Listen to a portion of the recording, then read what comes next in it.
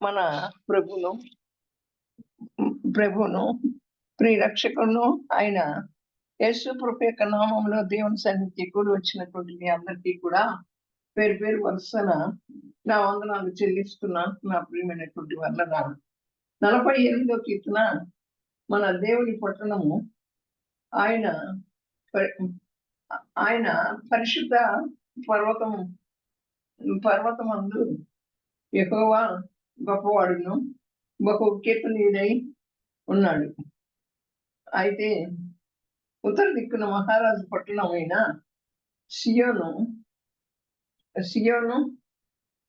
పర్వతం కలదు. పరిశుద్ధమైన ఎత్తుగల చోట ఉంచబడిన సర్వభూమికి సంతోషకరంగా ఉన్నది. దాని నగరంలో దేవుడు ఆశ్రయముగా ప్రత్యక్షమవుతున్నాడు. రాజులు కూడిరి, వారు ఏకంగా కూడి వచ్చిరి. వారు దానిని చూచిన వెంటనే ఆశ్చర్యపడి భ్రమపడి త్వరగా వెళ్ళిపోయిరి. ఇక్కడ చూడండి, ఆ పరిశుద్ధ పట్టణంలో ఎవరున్నారు? ఆ నగరంలో దేవుడు ఆశ్రయంగా ఉన్నాడంట. ఆ నగరంలో దేవుడు ఆశ్రయంగా ఉండటమే కాకుండా దేవుడు ప్రత్యక్షమవుతూ ఉన్నాడంట. రాజులంట ఈ యొక్క నగరం మీదకి, పట్టణం మీదకి దండెత్తి వచ్చారు. వచ్చి ఏం చూశారు అక్కడ? ఆ చూసిన దాన్ని బట్టి వారికి ఆశ్చర్యం వేసింది. ఆ పట్టణంలో దేవుడు ఉన్నాడని, ఆ పట్టణంలో దేవుడు ప్రత్యక్షం అవుతున్నాడని అది చూచినటువంటి రాజులకి ఆశ్చర్యం కలిగించింది. నా ప్రియమైనటువంటి వాళ్ళరా, ఆయన అక్కడ ఆశ్రయంగా ఉన్నట్లుగా వారు చూచారు. అయితే ఆశ్చర్యపడి భ్రమపడి వెంటనే త్వరగా వెనక్కి వెళ్ళిపోయారు. ఆ పట్టణం, ఆ నగరం ఎవరూ కాదు, సంఘం. ఆ సంఘం ఎవరూ కాదు, ఆయన స్వరక్తం ఇచ్చి సంపాదించినటువంటి నువ్వు నేనే ఆ సంఘం, ఆ సమాజం. మరి ఆ సంఘం అలాగే మన కుటుంబంలోకి మరి దేవుడు ఉన్నట్లయితే, సంఘంలో దేవుడు ఉన్నట్లయితే ఆ సంఘాన్ని చూచి, ఆ పట్టణాన్ని చూచి, సంఘంలో దేవుడు ప్రత్యక్షం అవుతూ ఉన్నప్పుడు, సంఘంలో దేవుని యొక్క సన్నిధి అక్కడ ఉన్నప్పుడు, సంఘంలో దేవుని యొక్క వాక్కు ప్రత్యక్షం అవుతూ ఉన్నప్పుడు, సంఘంలో దేవుని యొక్క ఆత్మ ప్రత్యక్షం అవుతా ఉన్నప్పుడు మరి ఆ పట్టణాన్ని చూచి మరి దండెత్తి వచ్చినటువంటి రాజులు ఏకంగా కూడి ఆశ్చర్యపోయారంట. అవును నా ప్రియమైనటువంటి వాళ్ళరా, అలాగే మన కుటుంబంలో మరి మన మీదకి వచ్చేటువంటివి చాలా ఉన్నాయి. అపవాది చాలా తీసుకొస్తాడు. విరోధి అయినటువంటి సాతాను గర్జించు సింహం వలె తిరుగులాడుతూ ఉంటుండగా వాడు మన మీదకి రావటానికి మరి తయారుగా ఉంటాడు. ఎలా తయారుగా ఉంటాడు? కుటుంబంలో సమాధానం లేకుండా చేస్తాడు, కుటుంబంలో ఆరోగ్యాలు లేకుండా చేస్తాడు, అలాగే కుటుంబంలో సఖ్యత లేకుండా చేస్తాడు, ఆ కుటుంబంలో ధనాపేక్షను పెడతాడు. అప్పుడు అక్రమం విస్తరించే కొలది అనేకుల ప్రేమ చల్లారిపోతుందని ఆ రీతిగానే అక్రమాలు విస్తరిస్తున్నాయి. అనేకుల యొక్క ప్రేమ చల్లారిపోతుంది. తల్లి లేదు, తండ్రి లేడు, బిడ్డలు లేరు. బిడ్డలకి తల్లిదండ్రులు అంటే లేదు విలువ, మరి విధేయత, ప్రేమ, గౌరవం అనేటువంటివి ఉండవు. ఎందుకని అంటారు? మరి మన దగ్గర దేవుడు నివాసం చేస్తా ఉన్నట్లయితే, ఆ దేవుడు నివాసం చేస్తే ఇవన్నీ కూడా బయటకు వెళ్ళిపోతాయి. దేవుడు ప్రత్యక్షం అవుతా ఉంటే ఇవన్నీ కూడా బయటకు వెళ్ళిపోయేటువంటివిగా ఉంటాయి. నా ప్రియమైన వాళ్ళరా, దేవునిలో ఎదగకపోవటం వల్ల, దేవుని యందు యథార్థత కలిగి భక్తిని చేయకపోవటం వల్ల, దేవుని యందు భయభక్తులు కలిగి జీవించకపోవటం వల్ల దేవుడు మనతో ఉండడు, మన కుటుంబంలో ఉండడు. అప్పుడు ఎలాంటివైనా జరుగుతూ ఉంటాయి. అలాగే అపవాది మన మీదకి దండెత్తి వస్తూ ఉంటాడు. అపవాది ఎవరో కాదు, మనుషుల ద్వారానే. అంటే వారు మరి మనం పోరాడేది ఆకాశ మనుషులతో కాదు కానీ, ప్రధానులతో కాదు కానీ, ఆకాశ మండలం అందున్న దురాత్మల సమూహంతో అని దేవుని వాక్యం సెలవిస్తా ఉంది. మనుషులతో కాదు, మనుషులు మంచివారే, వారిని అపవాది వెళ్తాడు. ఎందుకని వెళ్తున్నాడు? వారి హృదయాల్లో దేవుడు లేడు, వారి హృదయాల్లో దేవుని యొక్క ప్రత్యక్షత లేదు. ఉందని చెప్పుకుంటున్నాం, మోసపోయేటువంటి భక్తిని చేస్తున్నాం. కానీ మనం అందరం కూడా నటించేటువంటి భక్తిని చేస్తున్నాం కనుక మన హృదయంలో, మన గృహంలో, అలాగే మన పట్టణంలో, అలాగే మన యొక్క సంఘంలో దేవుడు ఉండాలి. ఉన్నప్పుడు శత్రువుకి భయం కలుగుతుంది.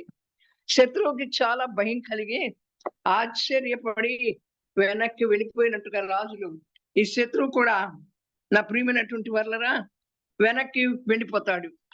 మరి అలాగే మనం చూస్తే యెషయా గ్రంథం 4వ అధ్యాయము 5, 6 వచనాల్లో మనం చూసినట్లయితే అక్కడ దేవుని యొక్క వాక్యం ఏ రీతిగా సెలవిస్తుందంటే, నా ప్రియమైనటువంటి వాళ్ళరా ఒకసారి చదువుదాం.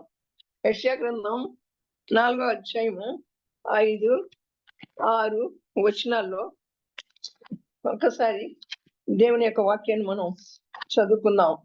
ఈ దినాల్లో ఎక్కడ దేవుడు నివాసం చేస్తున్నాడు, ఎవరితో దేవుడు ఉంటున్నాడు, ఎవరి యొక్క హృదయాన్ని దేవుడు ఏలుతున్నాడు, అక్కడ ఎవరి గృహాల్లో దేవుడు ఉంటున్నాడు, ఏ పట్టణంలో దేవుడు ఉంటున్నాడు, ఏ యొక్క సహవాసంలో దేవుడు ఉంటున్నాడు అనేటువంటిది మనం తెలుసుకోవలసినటువంటి వారంగా ఉంటున్నాం. ఒకవేళ దేవుడు లేకపోతే నా ప్రియమైన వాళ్ళరా, మరి మన మీదకి దండెత్త, దేవుడు ఉన్నట్లయితే మన మీదకి దండెత్తడానికి వచ్చినటువంటి అపవాది గజగజలాడుతూ వణికిపోతూ వెనక్కి తిరిగి వెళ్ళిపోతాడు. యెషయా గ్రంథం 4వ అధ్యాయము 5, 6 వచనాలు. సియోను కొండలోని ప్రతి నివాస స్థలం మీదను, దాని ఉత్సవ సంఘం మీదను మరి మేఘ ధూమములు, పగలు మేఘ ధూమములను, రాత్రి అగ్నిజ్వాల ప్రకాశమును యెహోవా కలగచేయును. చూసారా, ఇక్కడ ఆ పట్టణంలో కనుక దేవుడు ఉంటే, అక్కడ ఆ దేవుడు పట్టణంలో నివాసం చేస్తా ఉంటే, ఆ పట్టణంలో దేవుని యొక్క ప్రత్యక్షత కనపడతా ఉంటే అక్కడ ఏం జరుగుతుందంట, సియోను కొండలోని ప్రతి నివాస స్థలం మీదను, దాని ఉత్సవ సంఘముల మీదను, పగలు మేఘ ధూమములను, రాత్రి అగ్నిజ్వాల ప్రకాశమును యెహోవా కలుగచేయును. మహిమ అంతటి మీద, మరి నా ప్రియమైనటువంటి వాళ్ళరా, మహిమ అంతటి మీద, తర్వాత పగలు ఎండను నీడగాను, గాలివానకు ఆశ్రయంగాను, చాటుగాను పర్ణశాల ఒకటి ఉండును. చూడండి, ఇక్కడ దేవుడు ఆ పట్టణంలో ఉన్నట్లయితే ఎలా ఉంటుంది? ప్రతి నివాస స్థలం మీద, సియోను కొండలోని ప్రతి సంఘం మీద ఆయన యొక్క పగలేమో మేఘస్తంభంగా, రాత్రి అగ్నిజ్వాల ప్రకాశాన్ని కలగ చేస్తాడంట. అయితే మరి మహిమ అంతటి మీద, మరి నా ప్రియమైనటువంటి వాళ్ళరా, నితానము ఉండదు. కొంచెం నాకు కనపడలా, సారీ. పగలు ఎందుకు ఎండకు నీడగాను, గాలివానకు ఆశ్రయంగాను, చాటుగాను పర్ణశాల ఒకటి ఉండును. దేవుడు అలా కలగ చేసినప్పుడు, ఆ పట్టణంలో దేవుడు ఉన్నప్పుడు, ఆ గృహంలో దేవుడు ఉండి దేవుని యొక్క ప్రత్యక్షత ఉంటే అక్కడ ఏముంటుంది? ప్రతి నివాస స్థలం మీద ఆయన ఏం చేస్తాడంట, మరి ప్రతి నివాస స్థలము మీద ఆయన ఏం చేస్తాడు అంటే, దాని ఉత్సవ సంఘం మీదను పగలు మేఘస్తంభంగా, రాత్రి అగ్ని జ్వాల ప్రకాశములను యెహోవా కలగ చేస్తాడు. ఇశ్రాయేలీయులు ఐగుప్తు నుంచి కనానుకు వెళ్తా ఉన్నప్పుడు వారికి పగలు మేఘస్తంభంగాను, రాత్రి అగ్నిస్తంభంగాను ముందుండి నడిచాడు. అవును నా ప్రియమైనటువంటి వాళ్ళరా, అలాగే మనతో కూడా పగలు మేఘస్తంభంగా ఉంటారు, రాత్రి అగ్ని స్తంభంగా ఉండి మనలను నడిపిస్తాడు. అంతేకాకుండా మరి ఎండను నీడగా చేస్తాడు. గాలివాన్ను గాలివానకు ఆశ్రయముగాను చాటుగాను పర్ణశాల ఒకటి ఉంటుంది. అది ఏం పర్ణశాల? దేవుడే మన పర్ణశాల, దేవుడే మన ఆశ్రయదుర్గం, దేవుడే మనకు అండ కొండ కోట, దేవుడే మనకు నీడగా ఉంటాడు. నా ప్రియమైనటువంటి వాళ్ళరా, అట్టి విధంగా ఉండాలి అంటే మనం మన మన యొక్క పట్టణంలో ఎవరుండాలి? దేవుడు ఉండాలి. మన యొక్క నివాసంలో ఎవరుండాలి? దేవుడు ఉండాలి. దేవుని యొక్క ప్రత్యక్షత ఉండాలి. అప్పుడు మరి రాజులు ఆశ్చర్యపడిపోయారు. ఆశ్చర్యపడిపోయి వారు వెనక్కి తిరిగి వెళ్ళిపోయారు. యుద్ధం చేయాలనుకుని వచ్చినటువంటి రాజులు, ఆ సీయోను పట్టణం మీదకు వచ్చినటువంటి రాజులు దేవుని ప్రత్యక్షతను, దేవుని యొక్క మహిమను అక్కడ చూచి వారు వెనక్కి వెళ్ళిపోయారు. అలాగే వ్యక్తిగతంగా మనలో కూడా దేవుని యొక్క ప్రత్యక్షతను అనేకులు చూడాలి. చూచినప్పుడు మనతో యుద్ధం చేయటానికి వచ్చినటువంటి వారు ఎవరు కూడా మనల్ని జయించలేరు. అది చూచి వారు భ్రమపడి ఆశ్చర్యపడి ఆ రాజులు వెనక్కి వెళ్ళిపోయినట్లుగా ఇక్కడ నా ప్రియమైనటువంటి వాళ్ళరా, మనం చూచి కూడా అలా వెళ్ళిపోయేటువంటి వారుగా ఉంటారు. అంతేకాకుండా ఆయన పగలు మేఘస్తంభంగా, రాత్రి అగ్ని జ్వాలవలెను అంతేకా ఉంటాడు మనతో కృప. మనకు అటువంటివిని కలుగ చేసేటువంటి వాడుగా ఉంటాడు. పగల ఎండని నీడగా చేస్తాడు. చూడండి ఎంత గొప్ప దేవుడు. అట్టి దేవుని యొక్క ప్రత్యక్షత, అట్టి దేవుడు మనలో ఉన్నాడా? ఆ ప్రత్యక్షతను మనం ఇతరులకు చూపించగలిగిన, మనం చూచినప్పుడు వారికి అర్థమవుతా ఉందా నా ప్రియమైనటువంటి వాళ్ళరా? కనుక ఆయన మనతో ఉండి మరి గాలివానకి నీడగా ఆశ్రయంగా ఉంటాడు. ఎండకు మరి నీడను కలిగించేటువంటి దేవుడిగా ఉన్నాడు నా ప్రియమైన వాళ్ళరా. అయితే మనం ఎంత దేవునిలో ఉండాలి, ఎంత దేవునిలో మనం ఎదగాలి, ఎంతగా దేవుని యొక్క ప్రత్యక్షత మనలో కనపడాలి, ఎంతగా దేవుని యొక్క సముఖం మనలో కనపడాలి నా ప్రియమైనటువంటి వాళ్ళరా. కనుక ఆ రీతిగా దేవుని యొక్క ప్రత్యక్షత మనలో ఉండాలంటే, దేవుని యొక్క సముఖం మనలో ఉండాలంటే, దేవుడు మనలో ఉన్నాడని ఎదుటివారు మనల్ని గ్రహించుకోగలగాలి అంటే ఎంతగా దేవునితో సహవాసం చేయాలి, ఎంతగా దేవుని సన్నిధిని ఆశ్రయించాలి, ఎంతగా దేవునితో దేవుడు మన స్నేహితుడు, మనం ఆయనకి స్నేహితులం కనుక ఆయన ఎప్పుడూ మనం చెయ్యి వదిలిపెట్టడు కనుక మనతో ఆయన కలిపి ప్రయాణం చేసే వరంగా ఉండాలి. దేవుడు లేకుండా మనకేది లేదు కనుకనే మరి అట్లాగే 46వ కీర్తన 7వ వచనంలో సైన్యములకు అధిపతి యెహోవా మనకు తోడై ఉన్నాడు, యాకోబు యొక్క దేవుడు మనకు ఆశ్రయమై ఉన్నాడు. ఎప్పుడైతే మరి మన పట్టణంలో దేవుణ్ణి మనం కోరుకుంటామో, మన హృదయంలోకి దేవుణ్ణి రమ్మని అడుగుతామో, అప్పుడు సైన్యములకు అధిపతి అయినటువంటి యెహోవా మనకి తోడై ఉంటాడంట. ఆయనే మనకు ఆశ్రయమై ఉంటాడంట. నా ప్రియమైనటువంటి వాళ్ళరా, మరి మనకు తోడు ఉండేవారు ఎవరున్నారు?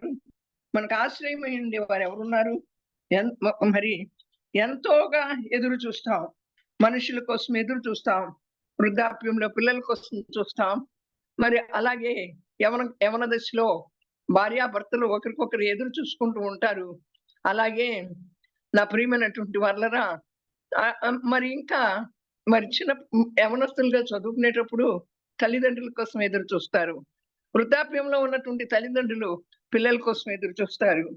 కాదు నా ప్రియమైనటువంటి వాళ్ళరా, ఆయనే మనకు ఆశ్రయం, ఆయనే మనకు ఆశ్రయం, ఆయనే మనల్ని నడిపించేటువంటి వాడు, ఆయనే మనకు తోడై ఉండేటువంటి వాడు. కనుక మనకు ఆయన తోడై ఉన్నప్పుడు, ఆయనే మనకు ఆశ్రయంగా ఉన్నప్పుడు అది చూచినటువంటి జనులు విస్మయం పొంది, వారు ఎవరైతే గాని బిడ్డలు అవ్వచ్చు, లేకపోతే భర్త అవ్వచ్చు, కుటుంబంలో ఉన్నటువంటి వారు అవ్వచ్చు, కానీ అది చూచిన వారు విస్మయం పొందుతారు మనల్ని చూచిన ప్రియమైన వాళ్ళరా.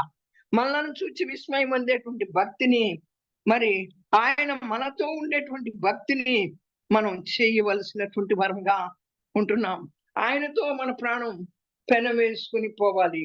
ఆయనతో మన ప్రాణం పెనవేసుకుని పోయేటటువంటిదిగా ఉండాలి నా ప్రియమైనటువంటి వాళ్ళరా. అయితే ఆ రీతిగా చూసినప్పుడు మరి షాలేములో ఆయన గుడారం ఉంది. సియోనులో ఆయన యొక్క మరి ఆయన యొక్క నివాసం ఉంది. అయితే నా ప్రియమైనటువంటి వాళ్ళరా, షాలేములో ఆయన యొక్క గుడారం ఉందంట. సియోనులో ఆయన నివసించు అక్కడ మాట నాకు కొంచెం కనపడట్లా. అయితే షాలేములో ఆయన గుడారం ఉందంట. మరి సియోనులో ఆయన ఆలయం ఉందంట. అయితే ఆ సియోను ఎవరు? మనమే. మనలో ఆయన యొక్క ఆలయం ఉంది. మన దేహమే ఆయనకి ఆలయం ఉంది. మన హృదయమే ఆయనకి ఆలయమై ఉంది. ఈ హస్తకృత్యాలతో చేసినటువంటి ఆలయంలో నేను నివాసం చేయను, కానీ నీ హృదయంలో నివాసం చేస్తా. నువ్వే నాకు ఆలయం, నీ దేహమే నాకు ఆలయం అని చెప్పి దేవుని లేఖనం సెలవిస్తా ఉంది కదా. ఆ రీతిగానే మన హృదయమే ఆయనకు ఆలయం ఉంది, ఆలయమై ఉంది. అలాగే నా ప్రియమైనటువంటి వాళ్ళరా, మన మన యొక్క హృదయం ఆయనకి ఆలయమై ఉంటే మనము ఆయనతో దేవునితో నింపబడతాం. దేవుని యొక్క శక్తితో నింపబడతాం. దేవుడు మనల్ని చూచి ఎంతో సంతోషిస్తాడు నా ప్రియమైనటువంటి వాళ్ళరా. అవును, కనుక ఆ పట్టణాన్ని చూసిన వారు, ఆ రాజులు వెనక్కి వెళ్ళిపోయారు. నిన్ను నన్ను చూచినటువంటి వారు, నీ కుటుంబాన్ని నా కుటుంబాన్ని చూసినటువంటి వారు మన మీదకి శత్రువులు మరి వస్తా ఉన్నప్పుడు మరి మన మన దగ్గర దేవుడు ఉన్నాడని, దేవుని యొక్క ప్రత్యక్షత ఉన్నదని వెనక్కి వెళ్ళిపోయేవారుగా ఉండాలి. అవును నా ప్రియమైన వాళ్ళరా, ఆయన ఏం చేస్తాడు? పగలు మేఘస్తంభంగా, రాత్రి అగ్నిజ్వాలగా ఉండి మనల్ని నడిపిస్తాడు. ఎండని నీడగా చేస్తాడు. మరి మనకు ఆశ్రయంగా ఉంటాడు. ఆయనే మనకు తోడై ఉంటాడు. నిత్యము ఆయనే మనకు ఆశ్రయమై ఉంటాడు నా ప్రియమైన వాళ్ళరా.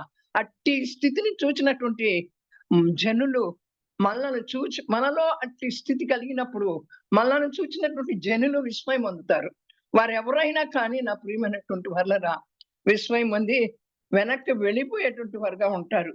119 కీర్తన 147 వచనంలో చూద్దాం. నా ప్రియమైనట్టు ఒక మాట చెప్పి నేను ముగిస్తాను. 119 కీర్తన 147 వచనంలో దేవుని యొక్క లేఖనంలో ఈ రీతిగా రాయబడి ఉంది. ఏమని రాయబడి ఉందంటే 147వ వచనం చదువుతాను. 119 కీర్తన 147వ వచనం.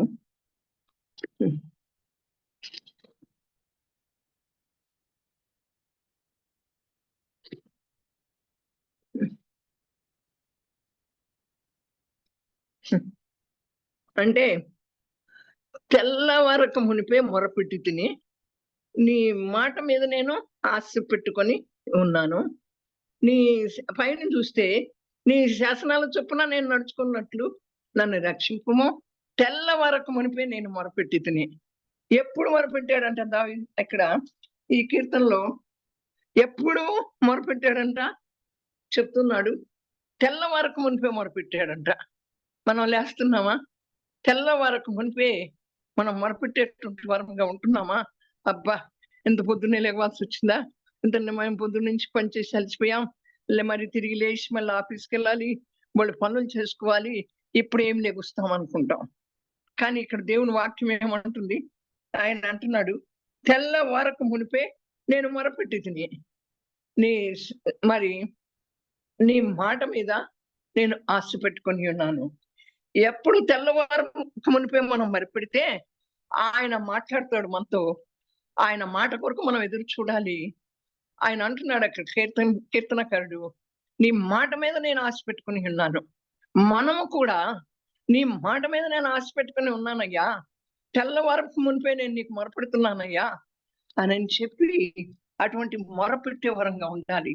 ఆయన మాట కొరకు ఆశ పడేటువంటి వరంగా ఉండాలి నా ప్రియమైనటువంటి వాళ్ళగా. అప్పుడు నీ నీలో నాలో ఆయన నివాసం చేస్తాడు. ఆయన నివాసం చేసి ఆయన యొక్క ప్రత్యక్షత మనకు కలుగుతుంది. కనుక మనం మనల్ని చూచినటువంటి జనులు వీరు తెల్లవారక మునిపే మొరపెట్టేటువంటి వారుగా ఉంటున్నారు. ఆయన మాట కొరకు వీరు కనిపెట్టుకుని ప్రార్థన చేసేటువంటి వారుగా ఉంటున్నారు. ఆయన మాట వీరికి ఆయన మాట వీరి జీవితాలను బాగు చేసింది. ఆయన మాట వీరి కుటుంబాలను కట్టింది. ఆయన మాట వీరి పిల్లల భవిష్యత్తులను బాగు చేసింది. ఆయన మాట వీరిని ఆత్మీయ అంతరిక్షంలోకి నడిపించింది అని చూసేటువంటి జనులు విస్మయం పొందుతారు. 119వ కీర్తన 151వ వచనంలో యెహోవా నీవు సమీపంగా ఉన్నావు. నీ ఆజ్ఞలన్నీ సత్యమైనవి. దేవుడు సమీపంగా ఉన్నాడు. వస్తున్నాడు దేవుడు. సమీపంగా ఉన్నాడు. మనకు సమీపంగా ఉన్నాడు. ఆయన రాకడ కూడా సమీపంగా ఉంది. ఆయన రాబోతూ ఉన్నాడు. మనం అనుకుంటాం వస్తాడని చెప్పుకుంటారు కానీ ఎప్పుడొస్తాడో ఏమొస్తాడో తెలీదు. ఇప్పుడు నీతో నాతో సమీపంగా ఉన్న దేవుడినే గుర్తించలేకపోతున్నాం మనం. అట్టి దేవుణ్ణి గుర్తించగలిగినటువంటి అట్టి దేవుని యొక్క ప్రత్యక్షతను మనం కలిగి ఆ దేవుడు మనలో నివాసం చేస్తున్నాడు అనేటువంటి ఆ విధానం మనలో ఉన్నప్పుడు మనల్ని చూసినటువంటి వారు విస్మయం పొందుతారు, ఆశ్చర్యపడతారు. నా ప్రియమైనటువంటి వాళ్ళరా, ఆ పట్టణంలో ఉన్న ప్రజలను ఆ పట్టణాన్ని స్వాధీనం చేసుకోవడానికి వచ్చారు రాజులు. వారికంటే ముందుగా ఆ పట్టణంలో దేవుడు ఉన్నాడని చెప్పి వారు వెళ్ళిపోయారు. ఈ రోజున మనం ఎలా ఉన్నాం? ఆ పట్టణం మనకు సాదృశ్యంగా ఉంది. ఆ పట్టణం సంఘానికి సాదృశ్యంగా ఉంది. ఆ పట్టణం మన వ్యక్తిగత జీవితానికి సాదృశ్యంగా ఉంది. ఆ పట్టణం మన కుటుంబానికి సాదృశ్యంగా ఉంది. మనం ఎలా ఉన్నాం? మన మీదకి వస్తారు. మన మీదకి దండెత్తి వస్తాడు దుష్టుడైనటువంటి సాతాను. ఏదో ఒక రూపంలో వస్తాడు. వ్యాధి రూపంలో వస్తాడు, శ్రమ రూపంలో వస్తాడు, కరువు రూపంలో వస్తాడు, అనానుకూల పరిస్థితుల రూపంలో వస్తాడు. ఆత్మీయతలో ఎదగనివ్వకుండా చేసేటువంటి పరిస్థితులను కలగచేస్తాడు. మరి కలగచేసినప్పుడు మరి మనం చూచి అవన్నీ కూడా వెనక్కి వెళ్ళిపోవాలి భయపడి. ఎప్పుడు వెళ్ళిపోతాయి? మనలో దేవుడు ఉన్నప్పుడు, దేవుని యొక్క ప్రత్యక్షత మనకు కలిగినప్పుడు. నా ప్రియమైన వాళ్ళరా, ఈ వాక్యాన్ని విన్నాము. విని వదిలిపెట్టకుండా మాలో మీరు ఉండాలి ప్రభువా. నీ ప్రత్యక్షత మాలో ఉండాలి ప్రభువా. నువ్వు మాలో ఉన్నప్పుడు, మా కుటుంబంలో ఉన్నప్పుడు, మా గృహంలో ఉన్నప్పుడు, మా పట్టణంలో ఉన్నప్పుడు, మా సంఘంలో ఉన్నప్పుడు, మా సహవాసంలో ఉన్నప్పుడు ఏ శత్రువైనా మమ్మల్ని జయించలేడు. మమ్మల్ని చూచి వెనక్కి వెళ్ళిపోతారు.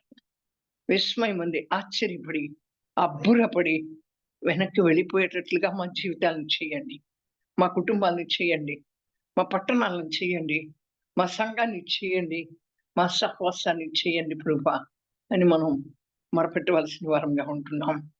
దేవుడి వాక్యాన్ని మనందరి వినికిడిలో దీవించి ఆశీర్వదించి ఫలవర్ధన చేయను గాక. Amen. Amen. Praise the lord.